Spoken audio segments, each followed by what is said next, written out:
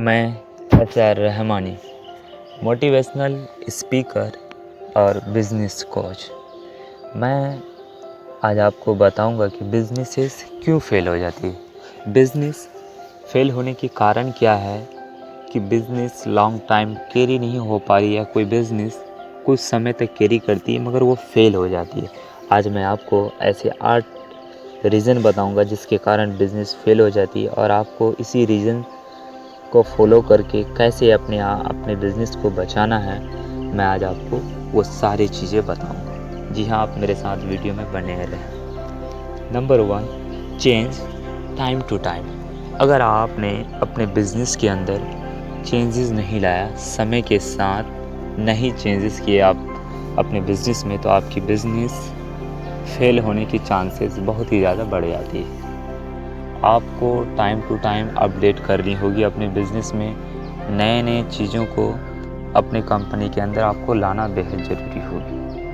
Nokia एक समय पे बेस्ट सेलिंग फ़ोन कंपनी थी, मगर नोकिया फिर फेल हो गई। कारण यही थी कि जब 2007 में एप्पल ने आईफोन लॉन्च किया तो उस वक्त नोकिया ने दुनिया को देखते हुए आईफोन लॉन्च नहीं कर पाया और वो 2010 में जाकर के फिर आईफोन को लॉन्च किया, जिसके कारण वो फेल हो गया। कारण ये थी कि वो कंपटीशन की वजह से नोकिया आईफोन किलर नोकिया की टिक नहीं पाई और वो फेल हो गया और फिर नोकिया बाद में फिर जाकर के फिर फेल हो गई। Second is innovations. आपके कंपनी के अंदर बहुत ही मायने रखता है कि आपके कंपनी के अंदर ऐसी ऑर्गेनाइजेशन होनी चाहिए कि जो नए चीज़ को इनोवेट कर सके, कंपनी को एक नई डायरेक्शन में लेके जा सके। उसके लिए बेहद ज़रूरी है कि नया इनोवेशन आपके कंपनी के अंदर होना बेहद ज़रूरी है। जहाँ लोग अच्छे कार में बैठते हैं और चलते हैं, मगर तब भी उसमें एक्सीडेंट बनी रहती है। जहाँ BMW और मर्सिडीज़ के बीच में हमेशा कंपटीशन रहती है, एक दूसरे को हमेशा कमिट करने में लगा रहता है कि बेस्ट कार डिज़ाइन करने में लगा रहता है, मगर तब भी उससे एक्सीडेंट के चांसेस होते रहते हैं हमेशा। मगर इसी का फ़ायदा उठाते हुए गूगल ने सेल्फ़ ड्राइविंग कार बना डाली। कारण ये थी कि सेल्फ़ ड्राइविंग कार जब बनाई तो उससे एक्सीडेंट के चांसेस घट गए और लोग उसके तरफ तवज्जो कर गए और उसके तरफ लोग जाना ये कर गए, क्योंकि जिससे एक्सीडेंट के चांसेस ख़त्म हो गए और लोग को एक्सीडेंट का सामना भी नहीं करना होगा। Third is adapted blue ocean strategy. अगर आपकी कंपनी एक ब्लू ओशियन स्ट्रेटजी को अगर अपना रही तो आपकी कंपनी को कोई भी कंपनी कंपटीशन में नहीं आ सकती, क्योंकि ब्लू ओशियन स्ट्रेटजी में वो कंपनी बहुत ही लॉन्ग टाइम कैरी करेगी और फॉरवर्ड डायरेक्शन पे हमेशा बढ़ती जाएगी और आपके रेवेन्यू भी हमेशा इंक्रीज़ होता हुआ जाएगा। कारण ये है कि जब आप ब्लू ओशियन स्ट्रेटजी को अपनाओगे, जैसे इंडिया के अंदर ओयो रूम्स ने ब्लू ओशियन स्ट्रेटजी को अपनाते हुए पूरे इंडिया के अंदर अपने ओयो रूम्स को फैला दिया और फिर वर्ल्ड वाइड 7 कंट्री में उसके ओयो रूम्स के अपने अपने ब्रांचेस हैं। कारण यही थी कि उन्होंने ब्लू ओशियन स्ट्रेटजी को अपनाया। Fourth is digital model. आपको डिजिटली चेंजेस लाना होगा अपने कंपनी के अंदर। आप अगर डिजिटली नहीं चेंजेस लाओगे तो आपकी कंपनी लॉन्ग टाइम कैरी नहीं कर पाएगी। डिजिटली चेंजेस का मतलब ये हो गया कि जैसे ब्लॉकबस्टर कंपनी जो थी, रिटेलर थी, वो होम मूवीज़ और वीडियो गेम प्रोवाइड करती थी। होम मूवीज़ और वीडियो गेम की वजह से वो बहुत ही ज़्यादा पॉपुलर हो गया था, मगर कारण ये थी कि अपने आप को डिजिटली चेंज नहीं कर पाया, जिसकी वजह से उसको भी फेल होना पड़ा लास्ट में। कारण ये थी कि 2004 में उसके पास वर्ल्ड वाइज 84,300 एम्प्लॉयज़ थे और 4,094 स्टूडेंट्स थे, मगर वो तब भी उसको फेल होना पड़ा।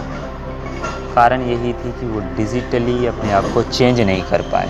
अगर डिजिटली नहीं चेंज कर पाए तो इसकी वजह से वो उसको फेल होना पड़ा।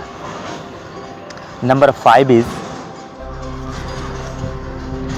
Small businesses product. Small business के जितने भी प्रोडक्ट है, दुनिया जब ई कॉमर्स की तरफ अगर बढ़ रही है तो आप अपने प्रोडक्ट को भी ई कॉमर्स में रजिस्टर करें और अपनी सेल ग्रोथ को हमेशा बढ़ाएं। इसके सबसे बड़े कारण है Toys R Us. Toys R Us 2000 में उन्होंने ई कॉमर्स के साथ अमेजन के साथ पार्टनरशिप रहा 10 साल, मगर फिर बाद में फिर उनके बीच पार्टनरशिप नहीं रही, जिसके कारण ये थी कि वो फिर बाद में फ्लॉप हो गई। रिटेल जितने भी रिटेलर है, छोटे मोटे जितने भी कंपनीज़ है, वो अपने प्रोडक्ट को ई कॉमर्स के थ्रू सेल कर सकते हैं और ई कॉमर्स के साथ आप बने रहिए और अपने प्रोडक्ट को सेल करिए। इंडिया के अंदर फ्लिपकार्ट, अमेजन सबसे बड़ी ई कॉमर्स कंपनी, आप उनके साथ हमेशा बने रहें, जिससे आपकी प्रोडक्ट ग्रोथ होगी और की रेवेन्यू भी ग्रोथ होता हुआ चले जाएगा। और 6 is WOM। WOM means words of mouth marketing. ये मार्केटिंग के लिए, रिटेलर के लिए बहुत ही इम्पोर्टेंट होती है कि आप किस तरह से अपने कस्टमर के साथ बोलते हैं या किस तरह से आप अपने कस्टमर के साथ पेश आते हैं। ये आपकी प्राइस एसेट है। आप जितना वर्ड्स बोलेंगे, यही आपकी वर्ड्स है जो आपकी प्रोडक्ट की सेल को इंक्रीज़ कर सकता है। यही वर्ड है जो आपकी प्राइस की सेल को नीचे लेके आ सकता है। आपको अपने कस्टमर से कैसी बात करना है, कैसे हाथ मिलाना है, वो बहुत ही इम्पोर्टेंट रहता है। जब आपकी कस्टमर्स आए तो आप उनको प्रोडक्ट दें और स्माइल चेहरा होनी चाहिए, जिससे आपकी कस्टमर को ले, और अपने कस्टमर से आप ऐसे बात करो कि जैसे वो आपको पहले से ही जानते थे। 7 is give offers.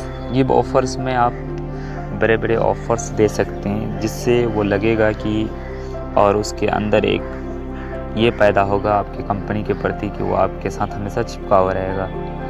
Bye 1 gate 1 के ऑफ़र दे सकते हैं, जिससे कस्टमर्स को लगेगा और बहुत अच्छी लगेगा कस्टमर को, आपके साथ हमेशा वो चिपक करके रहेगा। बाय 1 गेट 1 दे सकते हैं। आप कस्टमर के प्रोडक्ट को फ्री डिलीवरी भी करा सकते हैं, जिससे आसानी से उसके घरों तक सामान पहुंच सकते हैं। या फिर आप गिफ्ट वाउचर भी दे सकते हैं, या 10% या 50% या 80% या 70% ऑफ डिस्काउंट भी दे सकते हैं आप, या लॉयल्टी कार्ड भी आप दे सकते हैं। लॉयल्टी कार्ड भी दे सकते हैं या स्टूडेंट डिस्काउंट भी दे सकते हैं। आप किसी फेस्टिवल के मौके पे जो गरीब हैं उनके लिए आप कुछ फेस्टिवल के मौके पे कुछ चीज़, नया चीज़ प्रोवाइड भी कर सकते हैं या कोई चीज़ गिफ्ट भी कर सकते हैं, जिससे कस्टमर को आपके प्रति बहुत अच्छा लगेगा और वो आपके साथ हमेशा बने हुए रहेगा।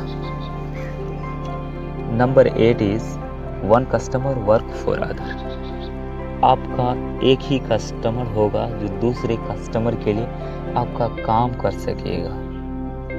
आपको कस्टमर के साथ कैसे पेश आना है वो ही आपका मैटर करेगा। आप अपने कस्टमर को डिस्काउंट और जितने भी चीज़ें आप दे रहे हैं वो चीज़ ही आपका माने रखेगा कि एक कस्टमर दूसरे कस्टमर को लाने के लिए आपको ये करेगा।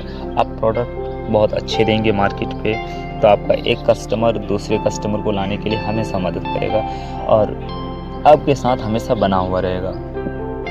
कि आपका एक कस्टमर दूसरे कस्टमर के लिए तभी काम कर सकता है कि उसको आपका प्रोडक्ट बेहतर लगे और अच्छा लगे, और आप उसके साथ बहुत अच्छे डिस्काउंट दें, और जो भी देते हैं वो आपकी माने रखता है। इसीलिए क्योंकि आप कस्टमर से अगर बने रहना चाहते हैं तो आपको डिस्काउंट भी देना होगा और कस्टमर के साथ बहुत अच्छे से बात भी करना होगा।